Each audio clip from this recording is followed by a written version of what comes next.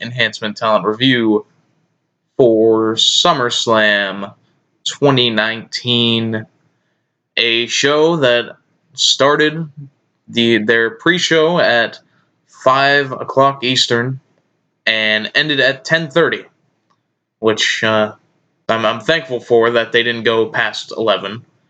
But 5.5 hours from start to finish, on top of most of the pre-show being absolutely worthless. I don't know why I decided to watch all of it, but there you go. Yeah, mostly I would call this a average sort of show. But being that it is SummerSlam and it's supposed to be one of the top 2 or 3 pay-per-views in the WWE calendar, I thought this was quite a letdown from that expectation. Just didn't really have many memorable moments other than a couple at the end, which we're going to get to as we go through this whole thing. But other than the last 2 matches, I would say everything else on this show was pretty pedestrian, and most of it was stuff we could have seen on any Raw show, any SmackDown show, any other pay-per-view. There was nothing that stood out enough on this show for me. But we'll go through the whole thing. Pre-show was 2 hours long, starting at 5 o'clock Eastern. The whole first hour is nothing but video packages and pre-show panelists and all of that gubbins. Like, the only thing I don't care for is that they show the same video packages during this pre-show that they're going to show right before the match that they're talking about starts. So it's just a bit of a repeat sort of thing that I don't feel like I need to watch both of those. And, like, I wish they would just do one or the other just to slim down on time. But other than that, I mean, there wasn't a match until going into the second hour of the pre-show. So if you would have just started from there, then you cut an hour off, and then it's 4.5 instead of 5.5. And anything that you can do that with, all for the better. We started with Drew Gulak versus Oney Lorcan on the pre-show for the Cruiserweight title. And Gulak won. It was a fine match, but I didn't think it was anything too out of the ordinary. It was a fine little sort of cruiserweight match, but it was it had more of a hard-hitting aspect to it than a normal cruiserweight match does. But I didn't really feel like it held up to the standard of cruiserweight matches that we've had on these pay-per-views before, with the Buddy Murphys and all the other matches, like the Fatal 4-Way match they had a few months ago when Hideo Itami was still there. Yeah, just nothing too out of the ordinary for that one, but Gulak retains. We had an impromptu Buddy Murphy versus Apollo Crews match, speaking of Buddy Murphy. This went 4 minutes before Rowan came in and attacked Murphy for disqualification.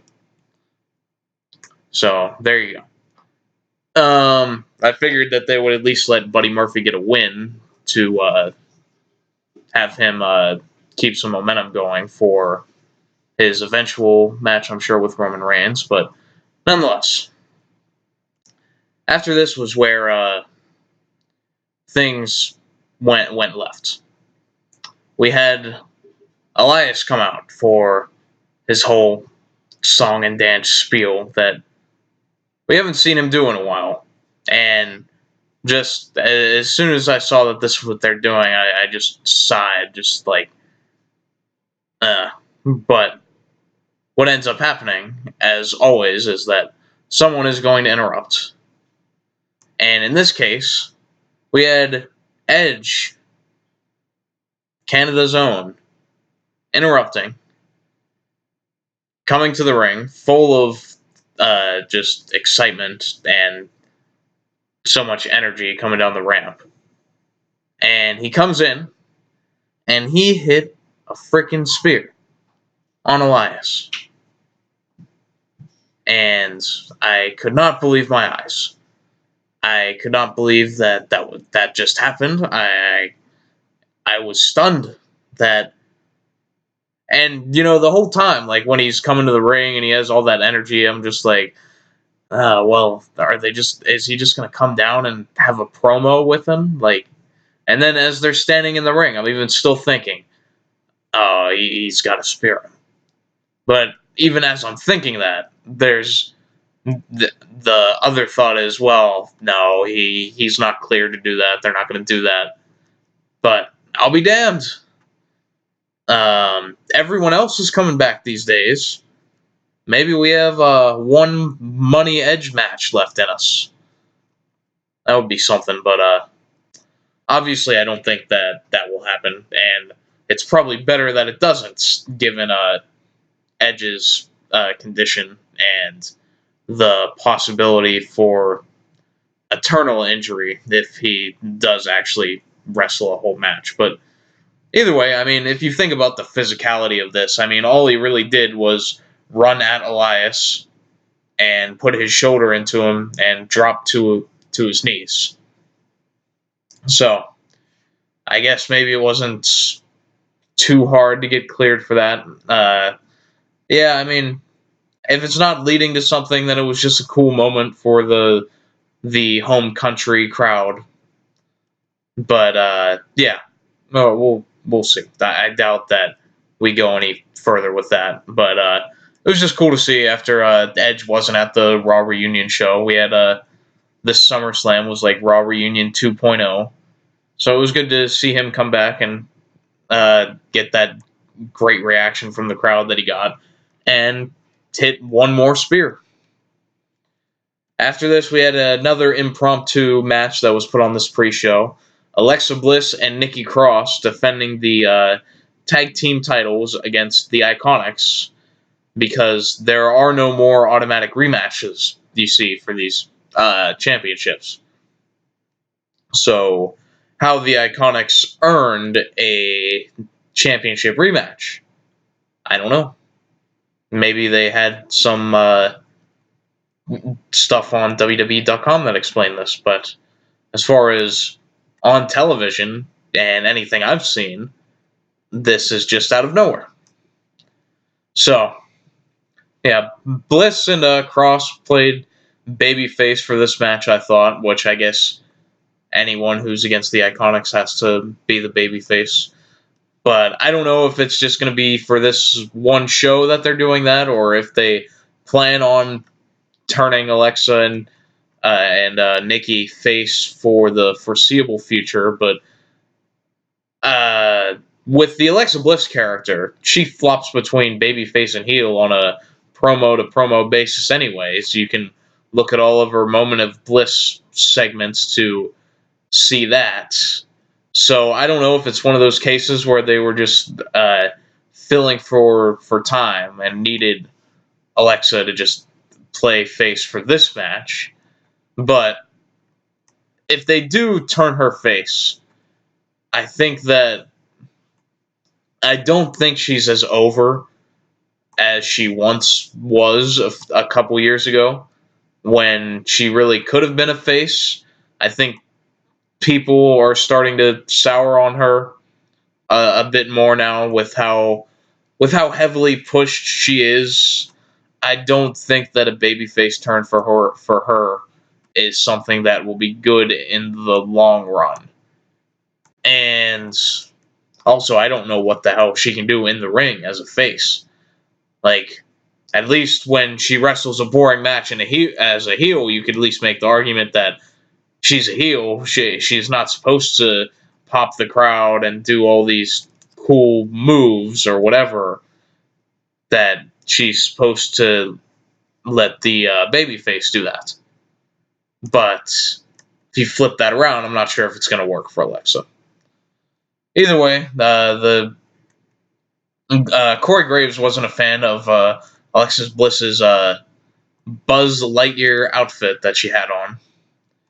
including a spot where she did the pointing the laser thing at either Peyton or Billy, even though she didn't have a wristband or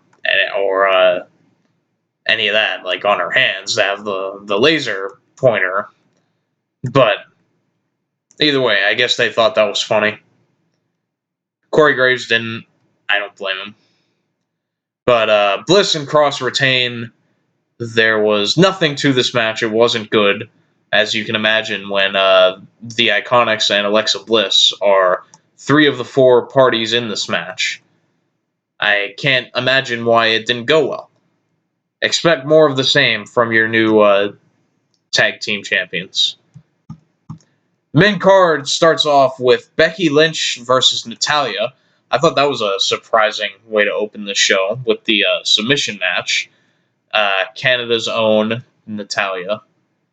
Crowd was pretty firmly behind Natalya, which was good that she got a good reaction and a good reception.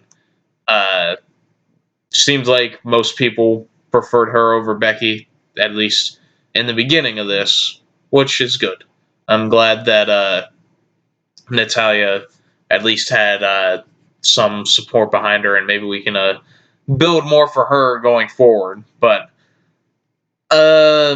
this was a solid match. I thought it was a good way to open the show. I mean, looking at everything else that was on the card, I mean, this was at least as good as most of the matches on the card.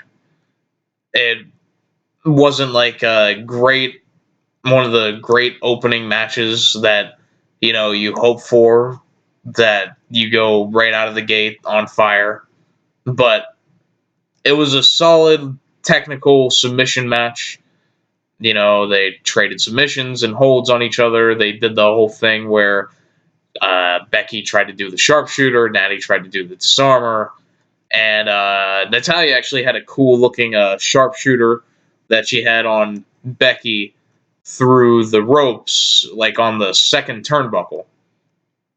And I don't know, the one thing that always bothers me, and it's just such a small detail that hardly anyone would pay attention to, but the whole while that she has Becky in this sharpshooter, while Becky's head is at the post of the ring, and her legs are tied up on top in the sharpshooter in between the ropes. And so, the rules, there are no rope breaks, but the submission still has to occur in the ring. And, you have Michael Cole saying that, the ref's got to make sure that Becky's not going to tap out. Well, even if Becky tapped out, it wouldn't count because she's not in the ring. She's, the ropes can't break the hold, but you're out of bounds at that point. On a football field, that's the white line. You're out of bounds at that point. You're out of the ring. So, don't really that's more on the commentary than the actual work, because that's a fine spot to do, to wear someone down and then get them back in the ring and try to do that. But just know the damn rules, man.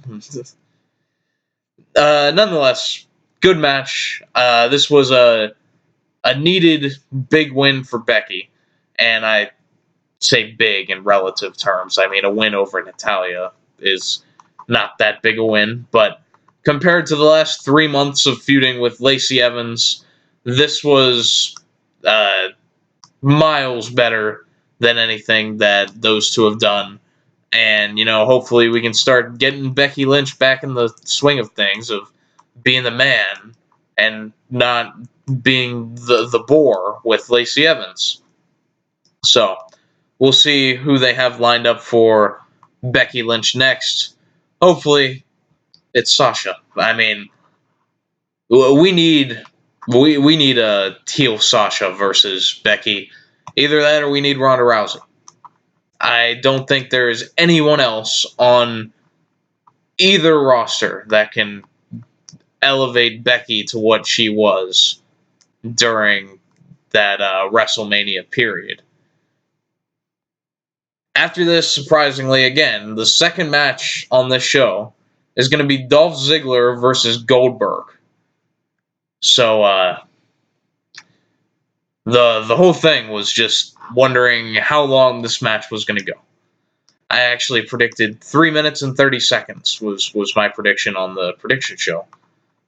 And I was close.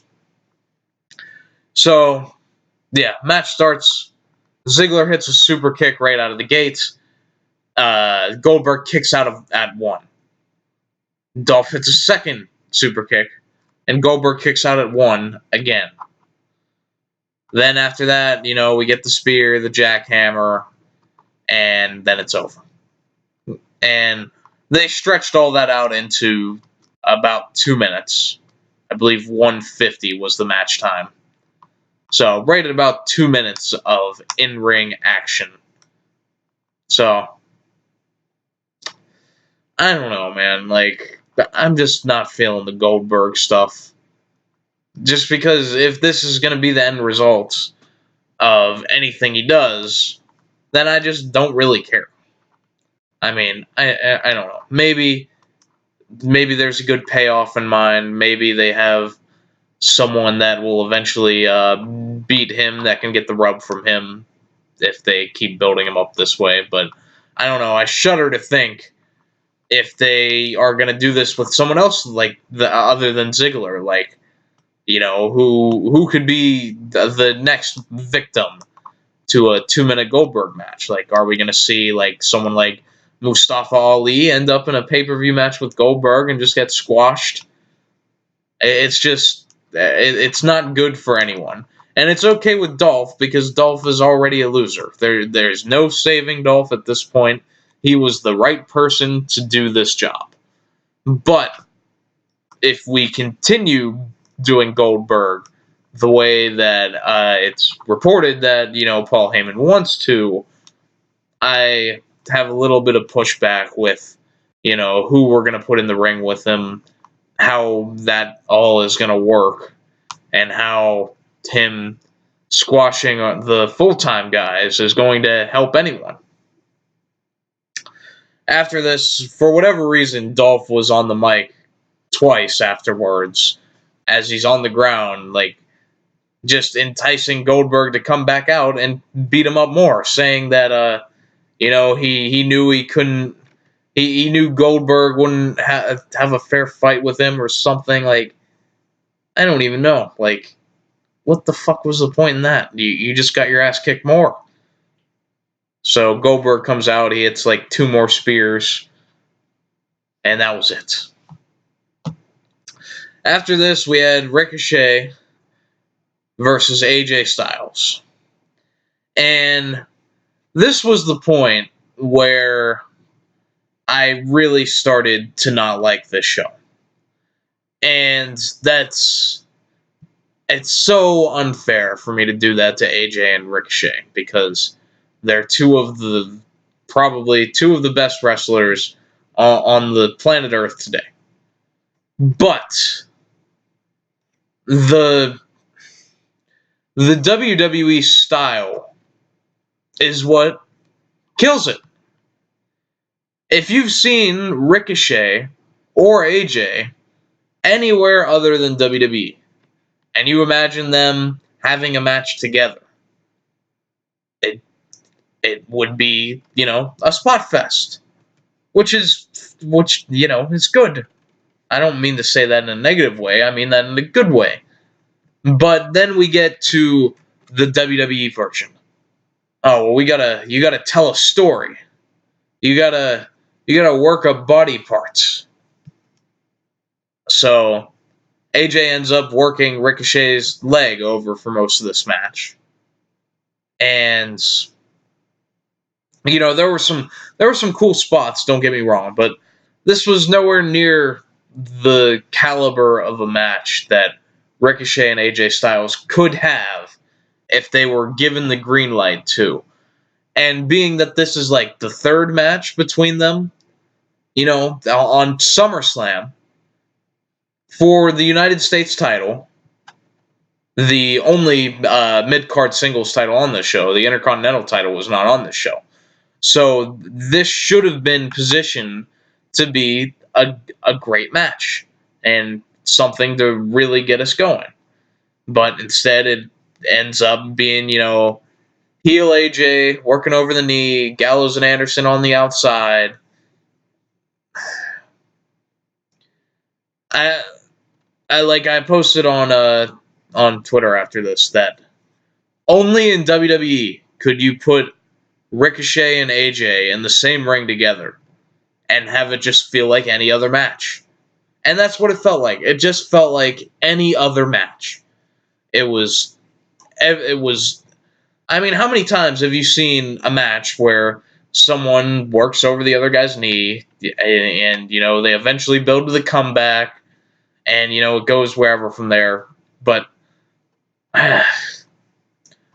I just wish, and another thing obviously is that AJ retained the title.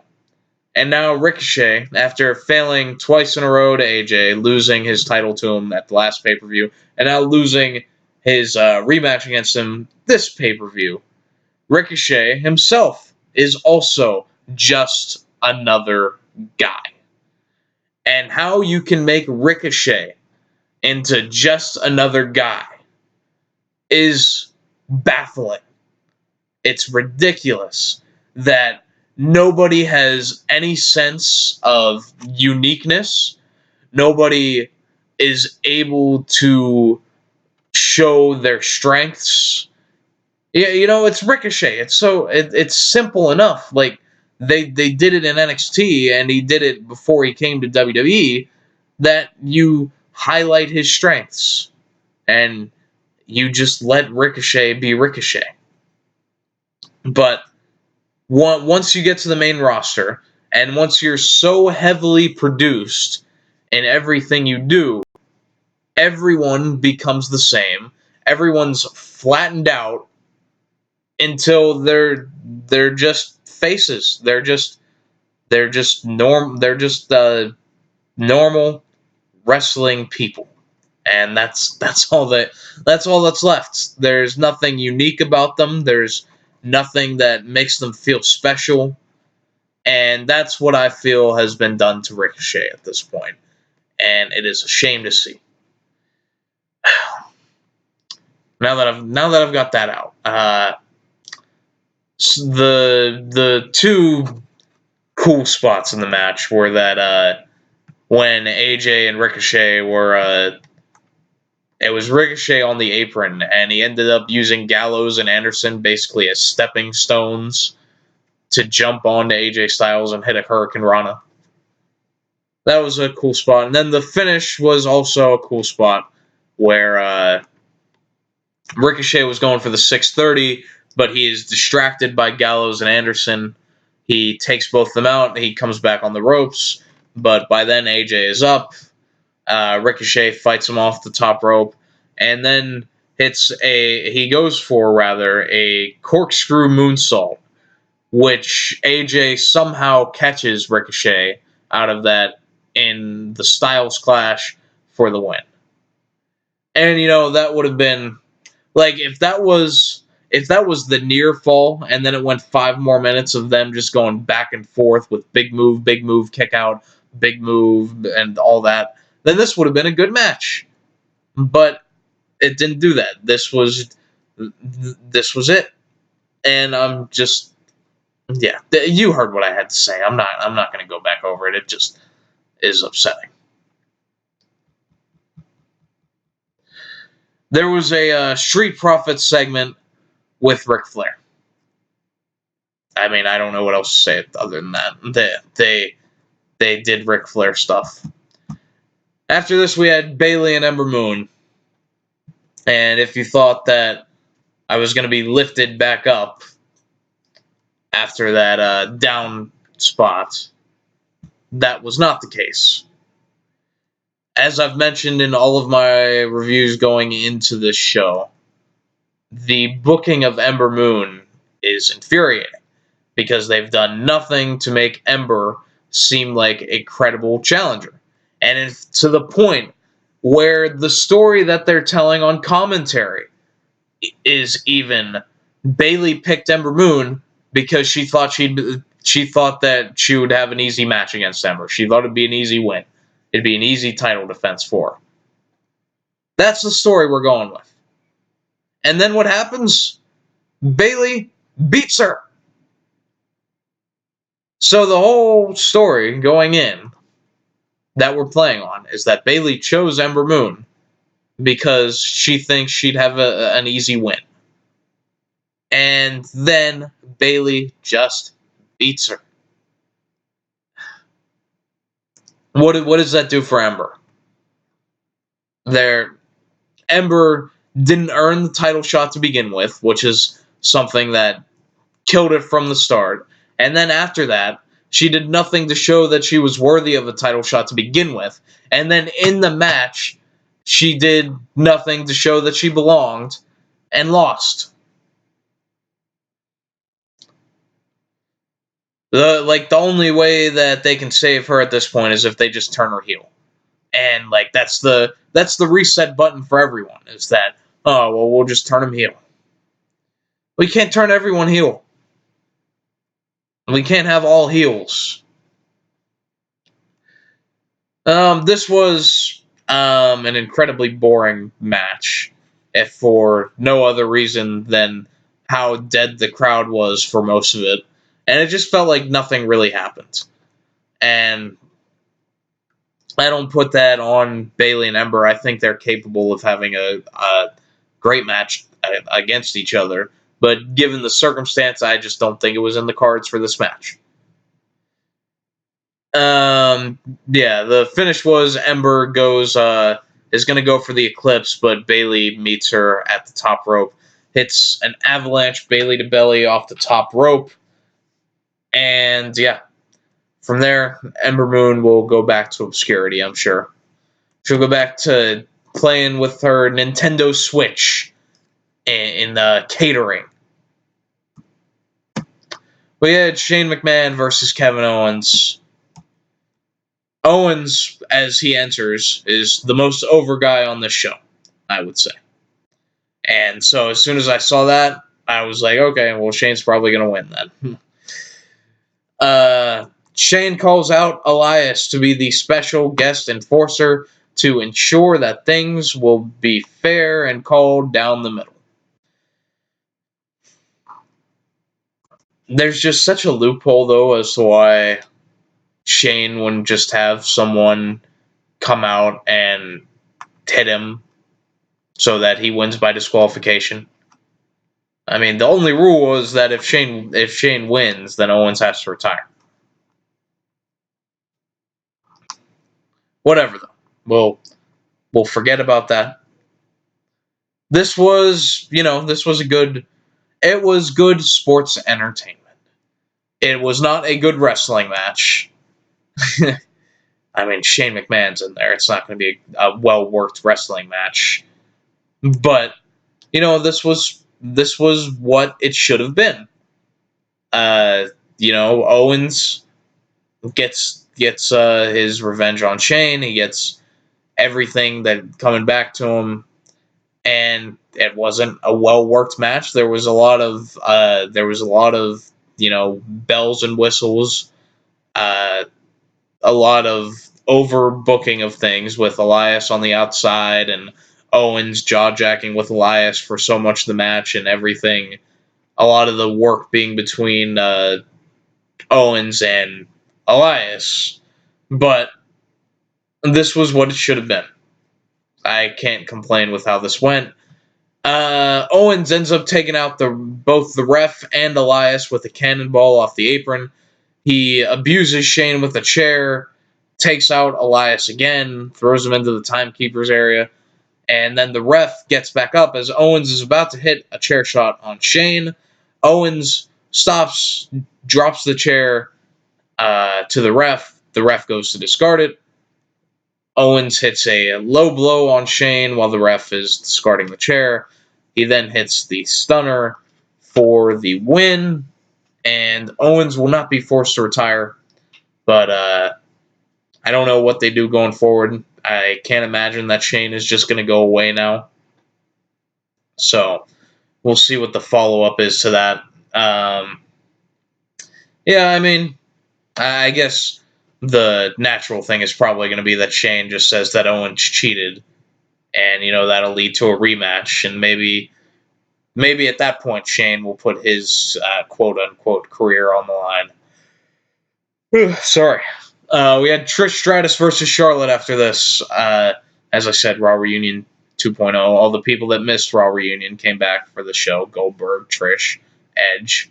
But yeah, I wrote at this point that this really needs to deliver, because at this point it's just been a meh show.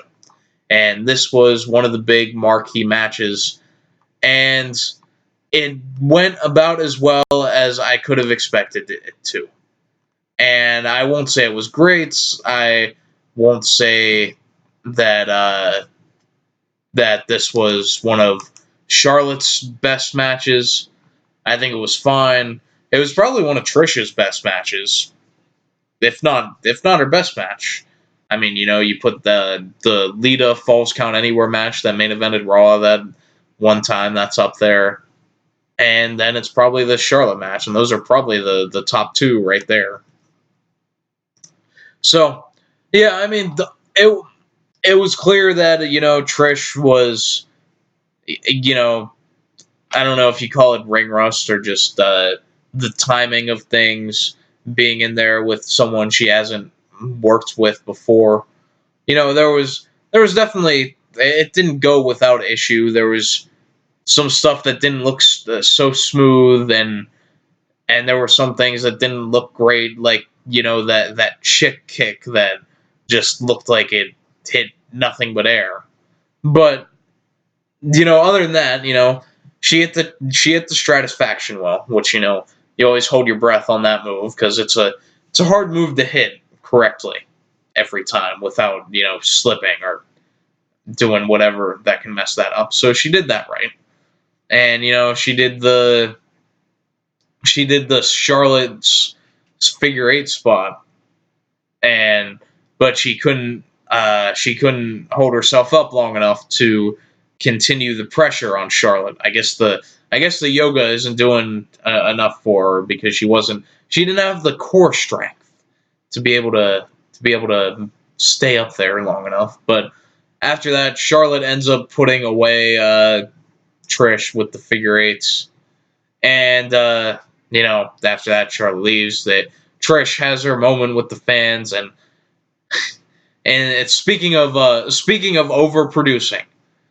You go to this point where Trish goes corner to corner across the ring, and poses and does her point, and she gets on the second turnbuckle each time and points to the crowd, and she goes to leave, but she forgot to do one of the turnbuckles, and the ref clearly tells her, "No, you got to go do that one." It's that there is no attempt to hide the production of it. Like, all the time you see stuff like that, like where especially like in a post-match situation, like you might hear someone like, "Look at the hard cam," or in the one case on the Raw probably earlier this year in like the WrestleMania build. Might have been last year, I'm not entirely sure, but Ronda Rousey closed the show and was the women's champion, and you just had someone yelling, "Ronda, hold the title up!" Just clear as day. So it's just like, I wish that instead of the wrestlers having to play to the cameras, that the cameras were playing to the wrestlers. Like, like in a boxing match, like, you're not gonna tell them to make sure they're looking into this camera, or in any other sporting events. So I feel like it should be the camera crew's job to play to the wrestlers rather than vice versa. But that's WWE for you. It's all the perfect production that they strive for. After this, we had Bret Hart wishing Seth Rollins luck in his match against Brock Lesnar. The same Bret Hart who blames Seth Rollins for Sting's forced retirement. 4 out of 10. Bret looked like he would rather be anywhere else but at that show. But oh well, he got a Canada pop. So there you go. Randy versus Kofi Kingston next. Randy Orton, that is, for the WWE Championship. A lot of people were thinking that this might main event the show. With the finish it had, it's no wonder it didn't.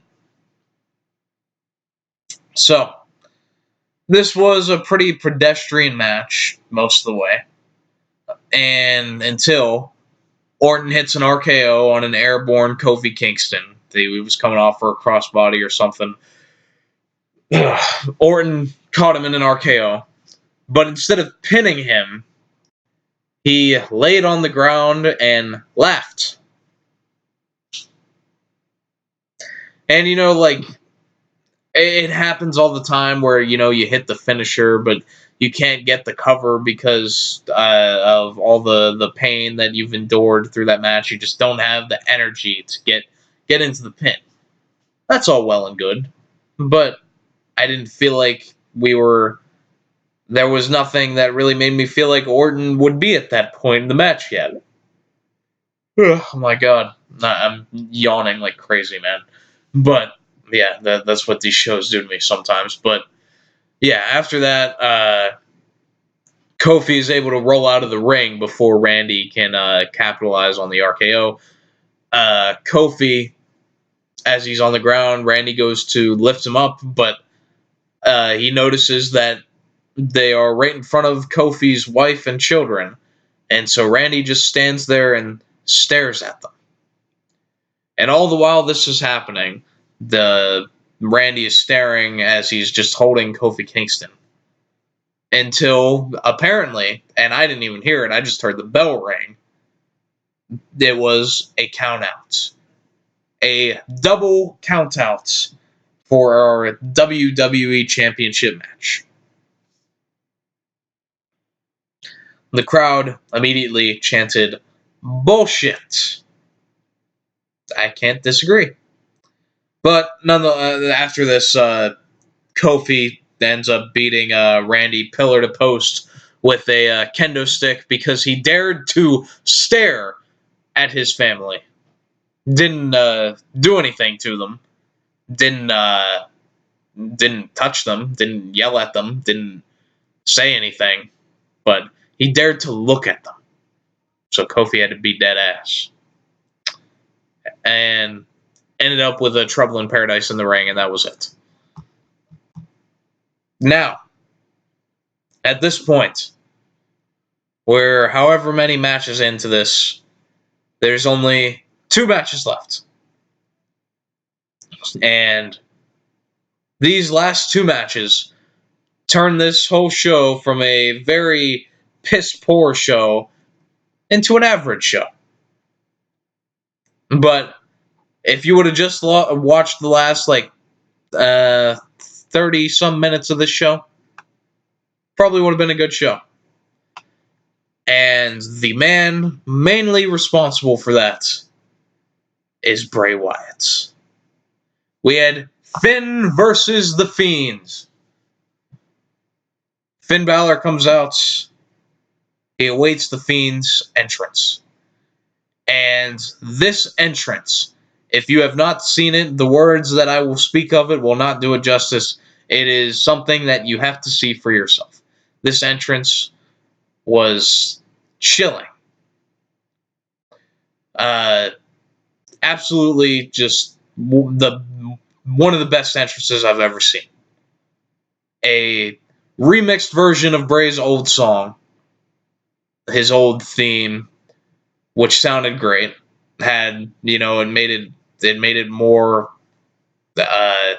it more fitting for the new character, more evil, sort of like with the instrumental and the things that they changed to it, the vocals, and he had a new lantern, which was a decapitated head, which looked like it was meant to be based on Bray himself, his own decapitated head, with the light shining out of the mouth and the eyes being sewn shut.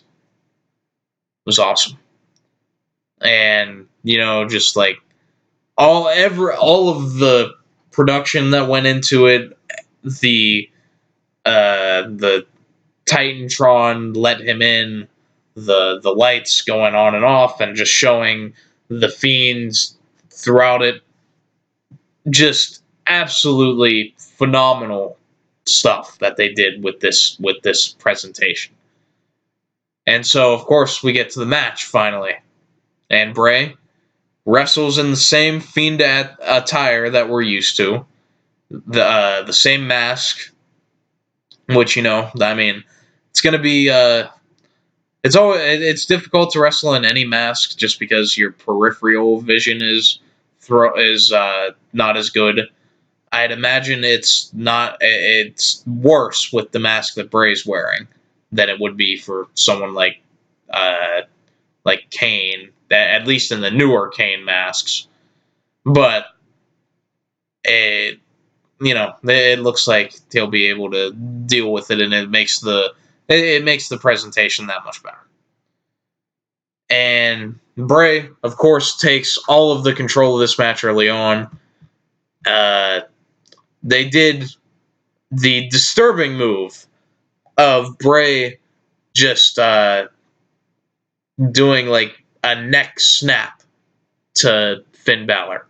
Like the sort of thing you would do if you were trying to break someone's neck. And that was another just good spot that fit this Fiend character. Just a little thing.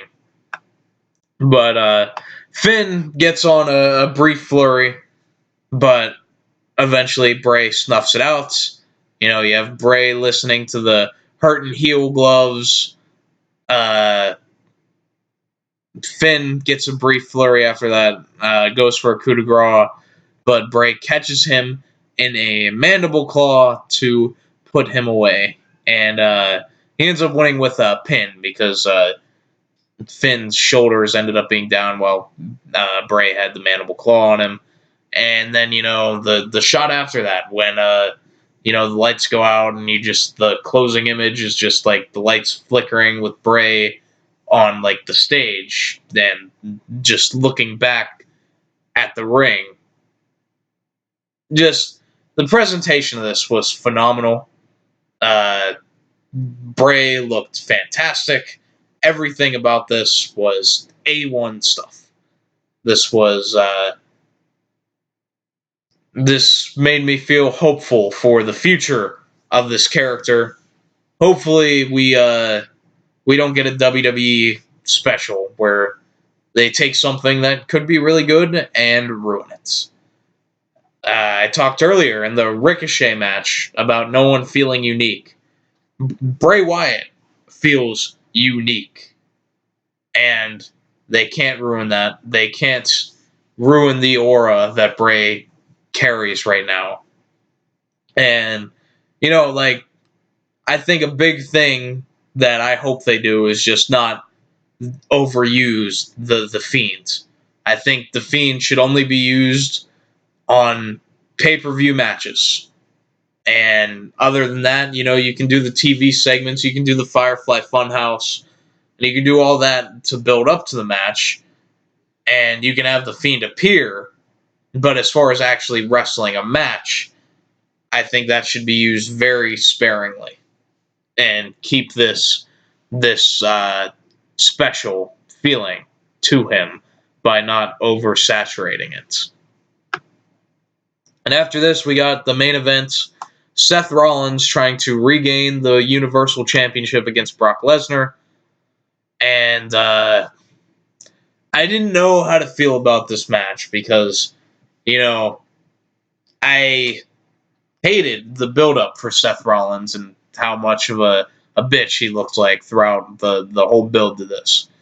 But I will give credit where credit is due. By the end of this match, I was not thinking about that. And I will give the credit to Rollins and Brock for putting on a great match, which they did. And Seth Rollins was being booed when he entered this match. But by the end, everyone was with him. And this was really the match that Seth and Brock should have had at WrestleMania. And, they ended up doing instead like a beatdown and a short match that Rollins ended up getting the shock win with. But this was the sort of match that they could have had at WrestleMania. So, to go through it, Rollins has a big flurry right away, lands on his feet from a German suplex, and hits a stomp, which Lesnar ends up kicking out of. Brock eventually catches Rollins with an F5, and he doesn't go for the pin there either. Which, I feel like it makes more sense with Brock because, that's sort of Brock's thing is that he's going to punish you before he puts you away. But Brock, in my favorite spot of this match, Brock grabs Seth Rollins by the tape that's on his ribs, and he just swings him around like almost like it's an airplane spin. But he's just like he's holding him up by the tape that is on his waist and just spinning him around in circles. That was awesome. From there, Lesnar takes over with the German suplexes. Rollins eventually comes back and ends up putting a Brock through the announce table with the frog splash. Rollins gets Lesnar back in the ring. He hits another frog splash followed by another stomp, but Brock kicks out of that as well. Rollins goes for another one but gets caught by an F5. Rollins lands on his feet, hits a super kick, followed by a stomp, and Rollins wins the Universal title. He wins it back. And, it goes back to what I was talking about, that how many times has Brock Lesnar lost clean? This was clean as can be. In fact, it was more than clean because Seth was at a distinct disadvantage with his injury, the beatdowns that Lesnar had put on him going into this match. So not only did Rollins beat Lesnar clean, he beat Lesnar with a distinct disadvantage. He didn't use a low blow either. And it was an unfair fight in Brock's advantage, and Rollins still won. I never would have thought that would have been what would end up happening because WWE always goes out of their way to protect Brock Lesnar. And you can look at any match that Brock loses. They go out of their way to protect him. Even when he lost to Roman, you had Strowman trying to cash in. You had distractions. It wasn't a completely clean victory. You look at the WrestleMania match with Rollins. They had Rollins resort to a low blow. So, I'm surprised that they sacrificed Lesnar's they sacrificed Lesnar losing clean. And I'm more surprised that Rollins even won because I was certain that this was going to be a Brock Lesnar retention. But, when Lesnar cashed in on Rollins and won the title, my thought was that, if Rollins wins the rematch, it can be a big deal. It can have Rollins conquer the Lesnar demons, and it could make him more over in the end. I don't know if that necessarily was accomplished because I think Seth still has lost, excuse me, Seth still has lost a lot of steam from the last couple months of just being. Last week, he looked like an idiot. The weeks before that, he just was unlikable. But then this time, in this match, on this night, they turn it all around. But it doesn't end here. You go forward from here, and the challenge of keeping Seth Rollins interesting and keeping Seth Rollins as the top baby face and not turning him into what we just saw in the last month. Now the challenge is getting Rollins interesting and good challengers. We can't have another 3 months of Baron Corbin. We need Rollins to keep this momentum going that he has from this Lesnar match and build some sort of intrigue around this freaking title. Because, like, the Universal title, like, when was the last time that we felt interested about the Universal title? I mean, it's been in Brock's vortex for so long, and then before that, I mean, the Owens reign was nothing great, even though the him and Jericho stuff was fun. Balor got injured as soon as he wanted. You had Reigns, who never got the chance to get going with his run. So there's yet to be like a really good Universal title run. And Rollins, hopefully we can establish that. We can take the momentum that we have from this big win for Rollins, and we can just string it all together. And I don't know where we go from here because the challengers that Rollins can have. I mean, I look at Drew McIntyre as a possible contender, but I don't know how big a deal that's going to be. It's just tough because everybody, as I mentioned, like everybody just feels the same to some extent, and there's not many matchups I can think that Seth Rollins can have that I'd be firmly interested in. They already did the AJ Styles and Seth Rollins match, and that was probably like the top one I can think of. And I don't know where we go from here. And that's always the big concern. Like, this was a great moment. It was good. It was good for Seth, and it's good that we're getting the title off of Lesnar and moving in a different direction. I'll give it that. It is good that we're not going to have Lesnar off TV with the title. But now we got to focus things going forward and keeping Seth Rollins interesting and keeping that title interesting. And maybe they go. I mean, I don't know if they'll go with Roman versus Rollins this soon, but I would think that that'll eventually be a match down the line. Even though Roman's on SmackDown, but what does that mean? But yeah, I mean, other than that, you have Bray Wyatt, but if you have Bray Wyatt face Rollins, then Bray has to win.